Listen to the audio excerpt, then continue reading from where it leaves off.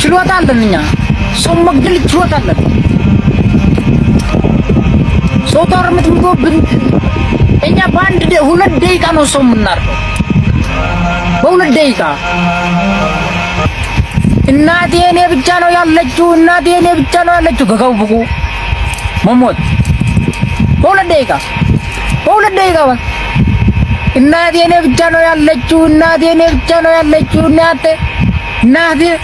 እናቴ ከከውብቁ ወራ መሞት ወላሂ አሁን ከፈለግ ወንድሜ አርደና ያሳያለን ከፈለግ እሺ ሀበቢ እንደሰማችሁን ነው እኔ ቃላት ነው ያጠረኝ ይምር ምን እንደምል አላውቅም እኔ ቲክቶክ ወላሂ እኔ አለመዝጋቱ ራሱ ቲክቶክ በጣም ነው የሚገርመው ማለት ነው እና ይሄ እንግዲህ የሚለውን ሰማችሁ ይሄ ብቻ አንዱ ይሄ መሰለኝ የሳውዲ መንግስት ግን ምን አለ ኢትዮጵያ እንደ ሳውዲ መንግስት በቃ ቆራጥ ቢሆን በቃ ህጉ በጣም የሚያስደስት ነው ፍጥነታቸው ራሱ እና አሁን እየተለቃቀሙ ነው ያሉት በሚገርም ሁኔታ በሚያስገርም ኃይል በቃ እየተያዙ ነው ያሉት አብዛኞቹ 5 ይሁን 6 ተይዘዋል ይሄ ብቻ ልጅ አልተያዘም እና ባፍ በለፈለፉ ጠፉ የሚባል ነገር አለና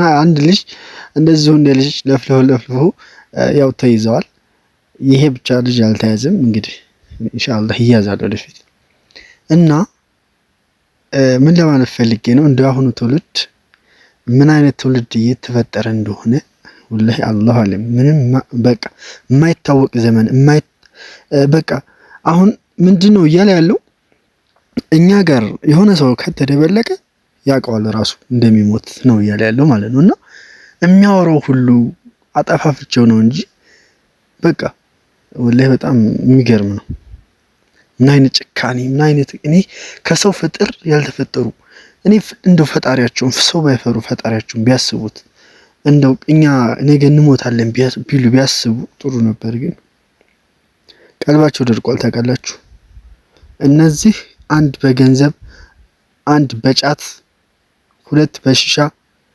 በሱሳሱስ ነገር ታውረዋል ምንም ነገር እነሱ አይደለም የሚያውቁ ሱሱ ነው እየሰራ ያለው ማለት ነው እነሱ አይደለም እና እስቲ ራሳችሁን ጠብቁ ድንበር ላይ ያላችሁ ወይም እንደዚህ ሳውዲ ጅዳ እነዚህ ያላችሁ አካባቢ ያላችሁ ጥንቃቄ አድርጉ ህገወጥም ህጋዊም እንደዚህ አይነት ነገር ሲመጣ ህጋዊም ህገወጥም ጥፍት ነው የሚለው ገባችኋ ሀበሻ ነክ ሳውዲ መንግስት አሁን አውጥቷል ህግ ማለት ነው እንደዚህ አይነቶቹን መንጥሮ ለማውጣት እየሄደ ስለሆነ እኔ ላይ ህገወጥ ህጋዊ አይልም ጥንቃቄ አድርጉ ተደበቁ እና እነዚህን መንጥሮ እስከሚያወጣ ድረስ ነፃ እስከሚሆን ድረስ ማውጣት አይቀርም ደግሞ ሌላኛው እስከሚመጣ ድረስ ማለት ነውና ያሳፍራል በቃ ሰው ሀገር ሄደን ተባብረን ተጋግዘን አንዱ አረቡ ሲጎዳን አረቡን እንደዚሁ ራሳችን ተባብረን አሸንፈን ነበር እስከዛሬ ግን እንደዚህ አይነት ነገር ሲመጣ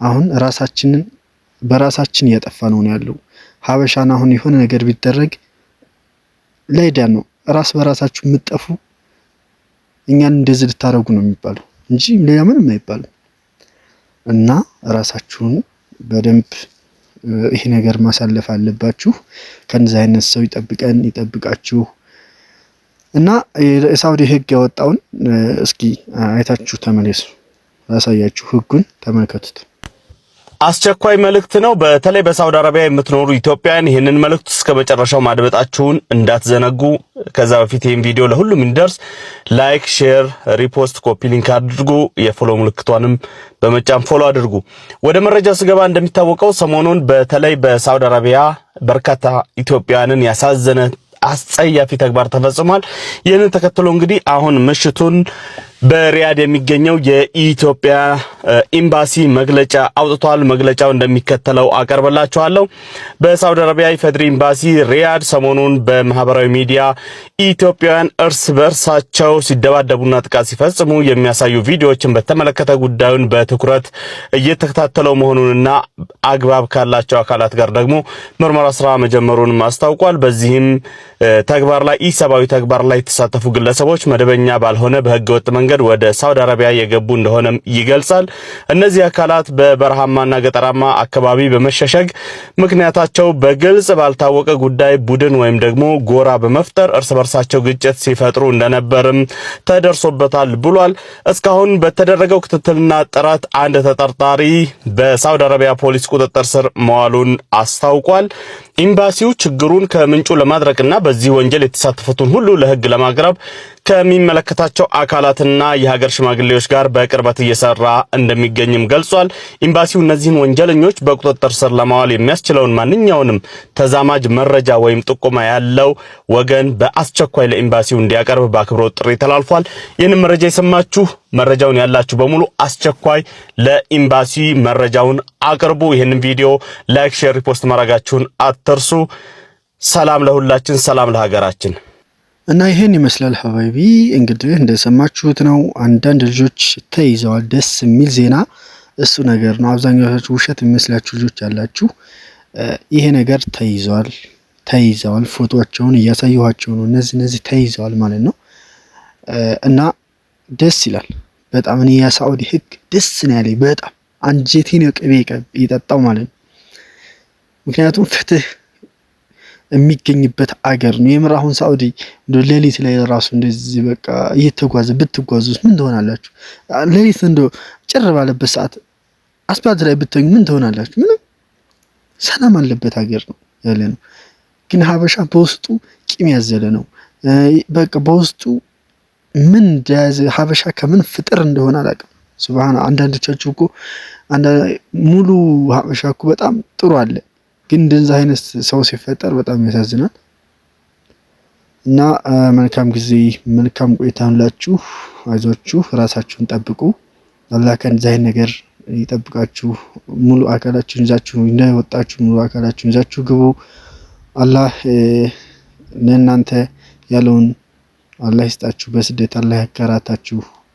በስደት ደግሞ እንደዚህ የለፋን ገንዘብ እናገኛለን ስንል እንደዚህ አይነት ወመኔ ሰዎች እየመጡ ከዓላማችን የሚያስቱ ሰዎች ስላሉ ከነዚህ አይነት ሰዎች ይጠብቃችሁ። መልካም ጊዜ መልካም ቆይታ ይሁንላችሁ።